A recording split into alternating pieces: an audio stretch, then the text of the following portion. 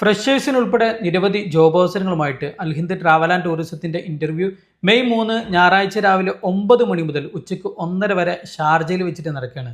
യുഎയിൽ Indian passport സംബന്ധമായിട്ടുള്ള സർവീസുകൾക്ക് India government approval കിട്ടിയിട്ടുള്ളത് Alhind travel and ടൂറിസത്തിനാണ്. ഇതിന്റെ ഭാഗമായിട്ട് യുഎയിൽ 7 എമിറേറ്റിലായിട്ട് 14 കേന്ദ്രങ്ങളാണ് ജൂലൈ 1 മുതൽ പ്രവർത്തനം ആരംഭിക്കുന്നത്. ഏകദേശം 400ഓളം വേക്കൻസികളാണ് അൽഹിന്ദിലേക്ക് വന്നിട്ടുള്ളത്.